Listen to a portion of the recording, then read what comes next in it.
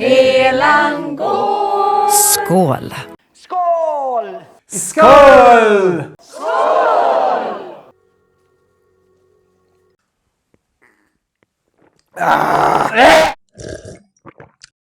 Detestado por uns, Odiado por outros. hoje iremos falar de um filme que é estudado em cursos de cinema e até de psicologia. E teve como inspiração um festival realmente existente na Europa. Uma obra em que o diretor pensou em como Alice no País das Maravilhas em versão pagã e cruel ficaria. Onde a mocinha atravessa a toca do coelho, que seria a tragédia inicial ali, e vai viver um mundo aparentemente mágico, mas que revela seu lado monstruoso. Se vocês acham que terror precisa de sombras, escuridão e monstros, Midsommar prova exatamente o contrário. Aqui o horror acontece sob a luz do sol, cercado por flores, música folclórica e inspirado em uma festa real que acontece anualmente no período de solstício na Suécia. E que muitas pessoas que identificam com essa cultura não vê o filme com bons olhos. Bom, depois a gente vai falar sobre isso daí. Então, hoje o assunto é Midsommar, esse filme perturbador de Ari Aster. Comentaremos cena por cena, revelando curiosidades e várias outras coisas. Também abordaremos os simbolismos, easter eggs e bastidores que você provavelmente não faz nem ideia. Ó, isso aqui é interessantíssimo. Vocês sabiam que existe uma versão de Midsommar Director's Cut? Também conhecida como a versão do diretor? Pois é, com quase 30 minutos a mais que a versão do cinema, e vamos contar o que acrescenta na história. Ó, um spoilerzinho aí, hein? Aliás, nessa versão tem um ritual noturno da criança no rio, que ficou de fora da versão original. Explicaremos o porquê disso daqui a pouco. E quer saber? Vamos ainda mais fundo. Vocês irão descobrir as raízes reais desse festival praticado no solstício sueco. O que é mito, o que é cultura e o que é pura invenção do diretor. Na minha opinião, eu acho que esse é o filme que fomos mais fundo até agora no canal, né? Concorda? Totalmente, velho. gente. Entramos de cabeça nesse festival europeu. Então segura as flores aí, porque a gente vai junto pro ritual. Roda a vinheta!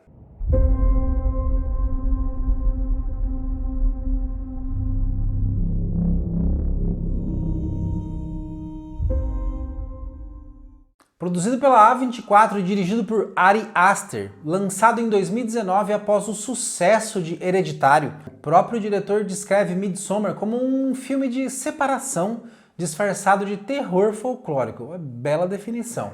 A inspiração veio diretamente do clássico britânico The Wicker Man, de 1973. O diretor resolveu explorar o luto e o término de um relacionamento, mas envolvendo um povoado pagão em uma festa inspirada em um festival real da Suécia.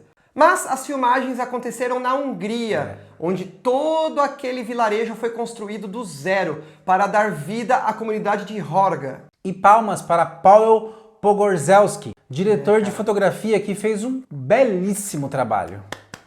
Foi parceria repetida porque foi de Hereditário também. E sim, essa festa existe mesmo. O Midsommar, ou Midsummer, é uma das celebrações mais queridinhas da Suécia. Um festival de verão com flores, música folclórica, mastro decorado, dança e comidas típicas. É uma festa de luz, alegria e vida. Mas no filme, essa festa é retorcida até virar um ritual sangrento, que deixou muitos que se identificam com esta cultura um pouco incomodados. Mais adiante eu explico melhor isso daí. E a gente vai explicar melhor aqui. Tem gente aqui que tem lugar de fala disso daí. Vai ter relatos. O filme já começa de maneira devastadora. Dani, interpretada pela maravilhosa Florence Pugh, sofre um luto brutal. Sua irmã bipolar comete suicídio e leva os pais junto, fechando todas as saídas da casa, e ali o pessoal ficou sufocado com monóxido de carbono. Esse trauma inicial já planta o tema central da narrativa, a busca por pertencimento e acolhimento. Enquanto isto, Christian, seu namorado, vivido pelo ator Jack Reynor, se mostra incapaz de apoiar a namorada e preso a um relacionamento falido que que ele não tem coragem de terminar. É um bunda mole mesmo. Bunda mole.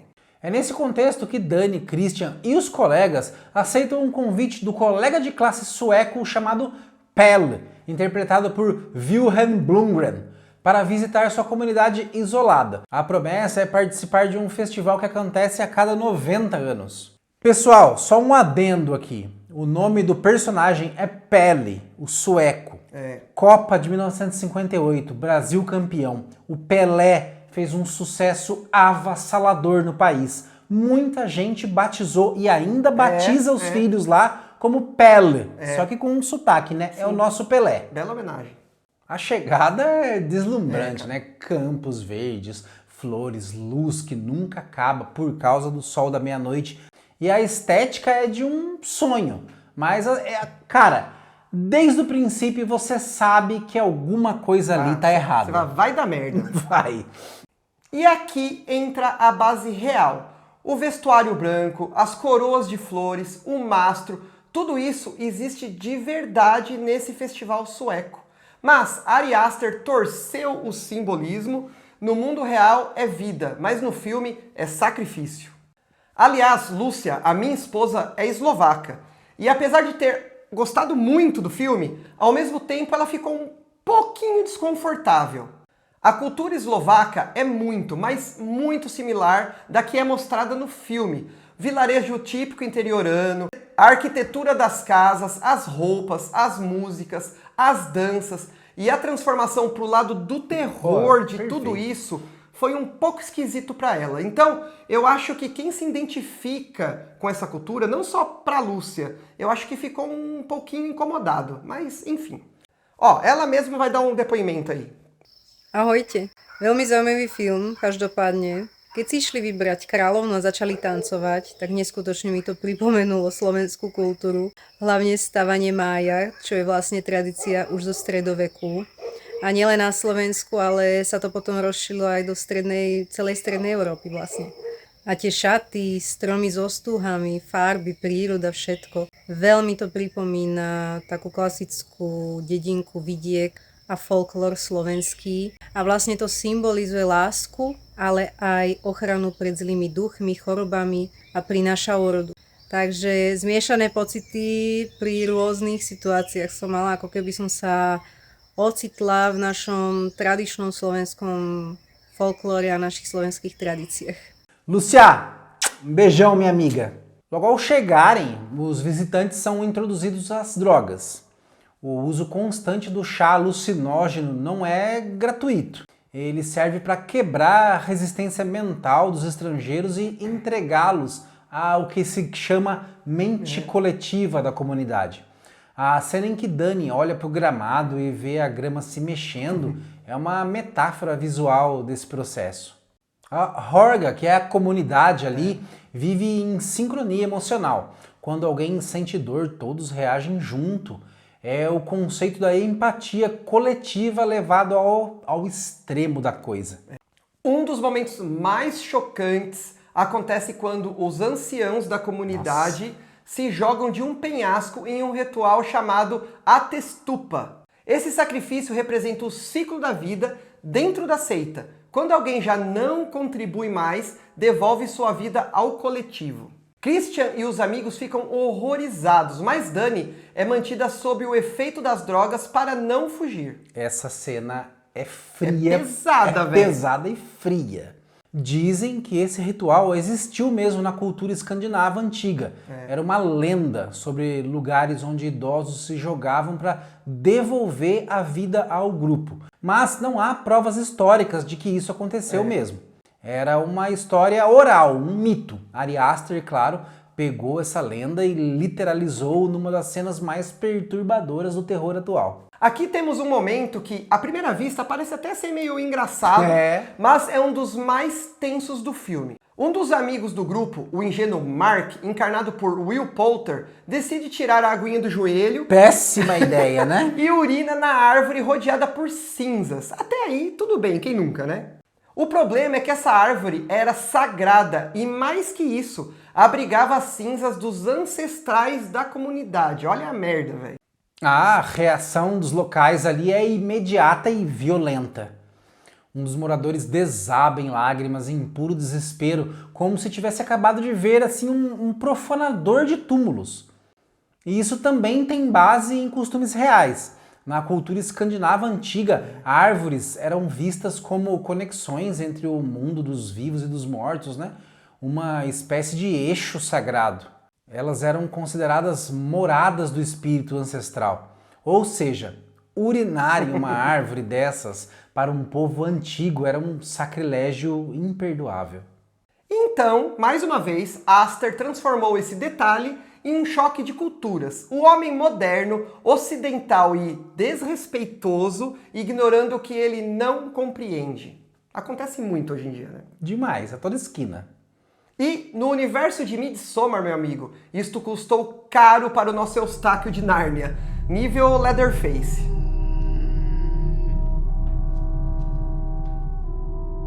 Enquanto isso, o filme vai desconstruindo o Christian. Ele é mostrado como alguém apático, manipulador e desonesto. Rouba a pesquisa do amigo dele, do Josh, não apoia a Dani e se torna cada vez mais isolado dentro do grupo. A seita percebe essa vulnerabilidade e seleciona ele como o quê? Como um animal sacrificial. Um sacrifício. Antes da cena mais polêmica, o filme dá pistas visuais muito claras em uma tapeçaria. Vemos em sequência a representação de um ritual amoroso pagão. Primeiro, uma jovem colocando um feitiço de amor, depois recortando uns pelinhos aí pubianos e inserindo em um toque ritualístico da natureza feminina. E finalmente oferecendo a bebida para o escolhido. É exatamente isso que acontece com Christian. Aster chamou isso de profecia visual. Mandou muito bem. Prestem atenção nessa parte da tapeçaria que vocês vão entender muito melhor. Isso é inspirado por costumes de povos antigos que registravam mitos em arte têxtil. Em resumo, o diretor se baseou em livros como The Golden Bough para criar sua própria religião pagã. Ari Aster é um cara bem bizarro, bem perturbado.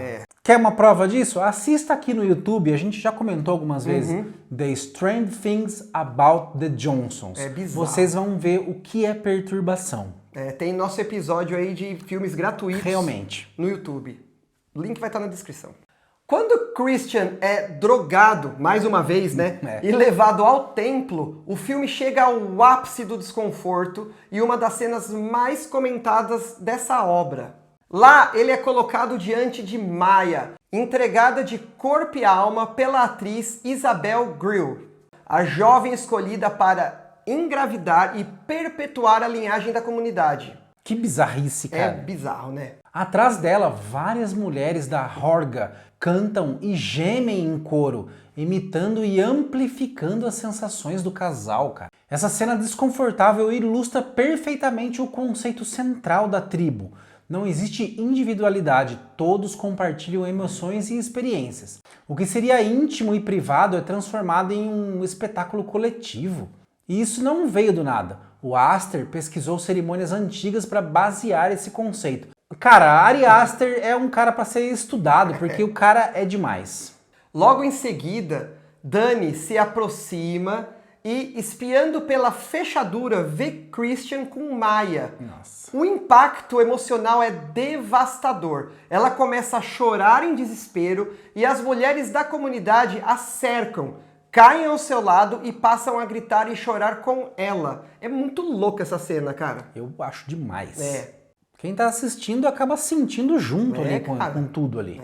Isso é o compartilhamento coletivo do sofrimento.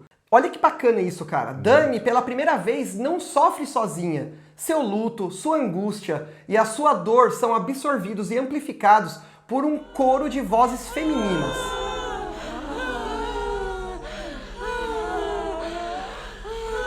É uma cena perturbadora, mas também catártica, porque mostra o quanto a seita oferece a Dani aquilo que Christian nunca deu, que é o acolhimento emocional. Precisou ir para um outro país. Vai pegando a vibe do filme aí, galera.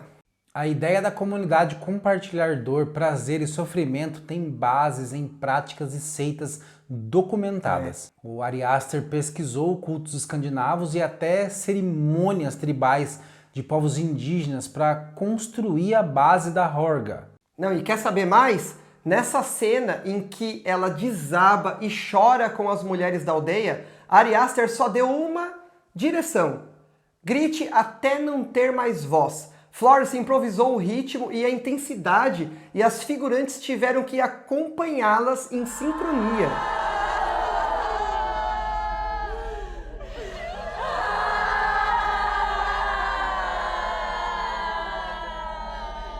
Aster já disse que essa cena foi inspirada em cultos e tribos onde o luto é compartilhado, como um ato ritualístico. Existe uma cena cortada em que Dani encontra Christian fazendo sexo, mas ao invés de espiar pela fechadura, ela vê tudo em detalhe mais longo e explícito.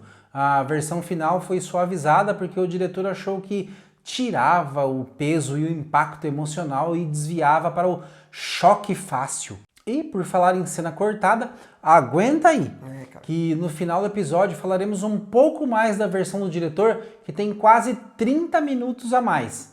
E também sobre o ritual noturno da criança do rio, que ficou de fora da versão original. Outro detalhe importante é a presença de Ruben, o oráculo deformado. Segundo Ari Aster, ele simboliza a pureza da profecia.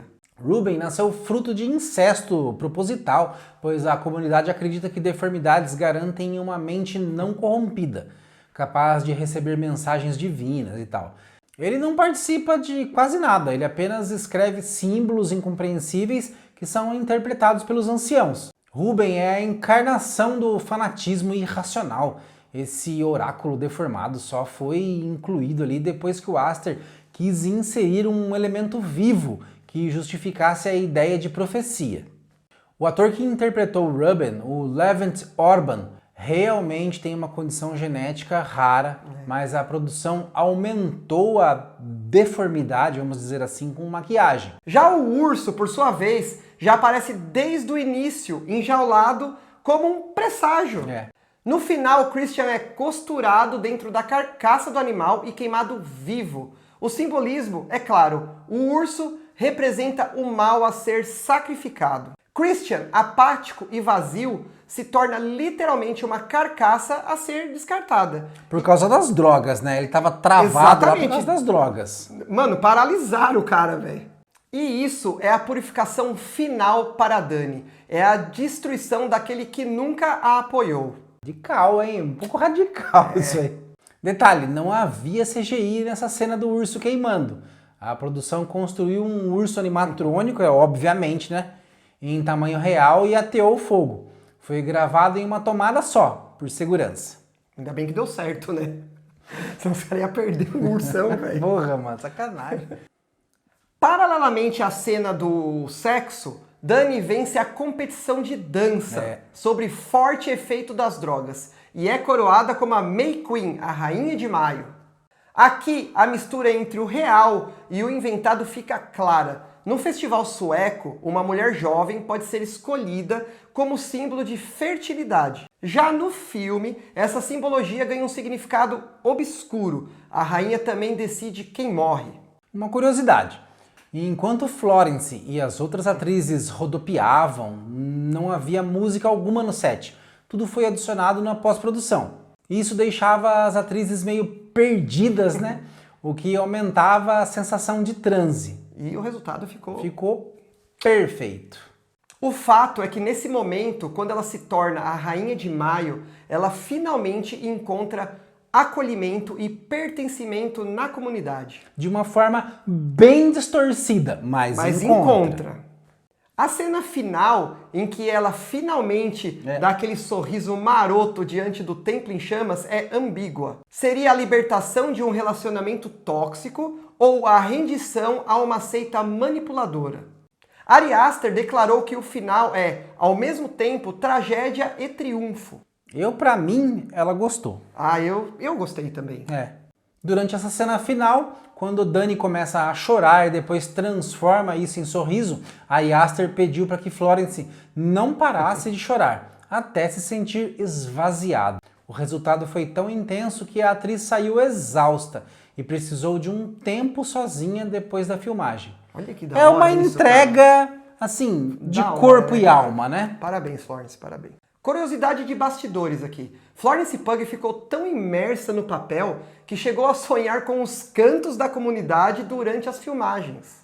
Como já mencionamos, todo o set foi construído na Hungria, incluindo as casas, o templo, até as tapeçarias repletas de simbolismos ocultos. Cara, tudo isso foi feito artesanalmente. Olha que da hora, O cara. resultado tá aí, né? Porra!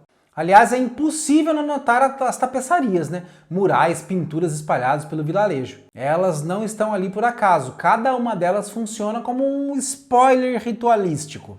Ah, e muita gente pergunta, né, sobre a pupila dilatada de Christian durante a cena do ritual com a Maia. Não, o ator Jack Raynor não tomou nada de verdade nem usou o cigarrinho do capeta, para ficar com os olhos daquele jeito. A produção usou lentes de contatos especiais e truques de iluminação para simular o efeito das drogas. Ari Aster queria que essas alterações físicas fossem visíveis nos detalhes. E falando novamente aí dessa cena íntima, vamos dizer assim, né? Ela foi tão desconfortável de filmar que o diretor organizou um ensaio coreografado com todos os atores, como se fosse uma cena de dança, para que tudo ficasse coordenado. E ficou tudo coordenadinho, né? Muito bom. Como dissemos no início, a irmã de Dani se suicidou, levando seus pais juntos. Mas em 3 momentos ela persegue a protagonista. A primeira aparição é bem notória quando Dani está olhando em um espelho e ela aparece rapidamente atrás dela.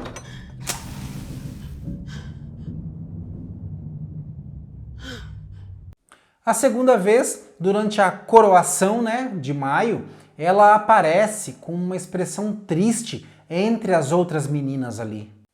Não, e até aqui vocês podem dizer, né? Ah, isso daí é devido ao efeito do chá alucinógeno, né? Mas a terceira aparição é bem bizarra. Na cena que Dani está indo celebrar a fertilidade da terra após a coroação, nas árvores de fundo tem a silhueta de sua irmã com a máscara de oxigênio, que lembra claramente a cena de quando acharam ela sem vida em sua casa. Sinistro, velho. Midsommar, ele fica melhor numa segunda e numa terceira vez que você assiste. Verdade, concordo. Existe a versão do diretor de Midsommar, com quase meia hora a mais de filme, e ela muda o ritmo e a leitura psicológica de tudo. Enquanto o corte original é quase um pesadelo ensolarado sobre luto e manipulação emocional, o Director's Cut é mais explícito na violência, nos rituais e no relacionamento tóxico entre a Dani e o Christian. Na versão do diretor, há uma cena que ficou de fora do lançamento nos cinemas, que revela um dos rituais mais desconcertantes do vilarejo de Horga. O ritual da criança no rio. Durante uma noite silenciosa, os aldeões se reúnem à beira d'água, carregando tochas e entoando cânticos que ecoam entre as árvores. No centro do grupo há uma criança e é trazida com uma coroa de flores na cabeça. A comunidade explica que se trata de um sacrifício de colheita. Essas porra de colheita também é foda, né? Se tem colheita, corre, mano. Colheita maldita, sinais, outro filmaço, hein? Sai correndo. E isso é uma oferenda simbólica à natureza para garantir fertilidade e prosperidade. Christian e Dani observam a cena, confusos e horrorizados em ver aquilo. O ritual parece caminhar para um desfecho trágico, mas, num instante de tensão máxima, o ancião interrompe o ato. Ainda bem, né? Um cara sensato ali, né? Essa cena não entrou na versão do cinema por decisão do próprio Ari Aster. Pois é, segundo ele, o objetivo era preservar o ritmo emocional da história, já que era pesado e angustiante. O ritual da criança acrescentava um nível de desconforto e ambiguidade que, embora fascinante, poderia desviar aí um pouco o foco do conflito central entre Dani e Christian. A recepção de Midsommar foi muito polarizada, né? Alguns críticos chamaram de obra-prima do terror moderno, outros de terror para hipsters. Com um orçamento de 9 milhões de dólares, arrecadou 47 milhões mundialmente. E hoje já é sim classificado como um cult, estudado, como a gente disse lá no começo, em cursos de cinema e até de psicologia. No fim, Midsommar é sobre luto, relacionamentos falidos, busca por pertencimento e o preço de se entregar totalmente a um coletivo. É belo e perturbador, cruel e libertador. Você sorri junto com Dani no final. Mas será que a gente deveria? Eu rio, você riu? Cara, vamos dar uma risada aí, tá tudo tão difícil, Você riu né? junto? Comenta aí, comenta aí.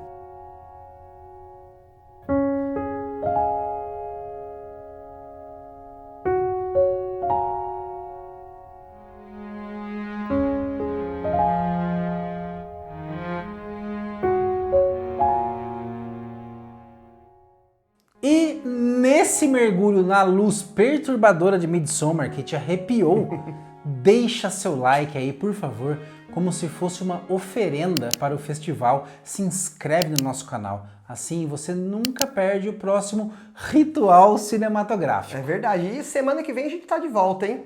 Heavy Heavy Metal Metal sempre. sempre.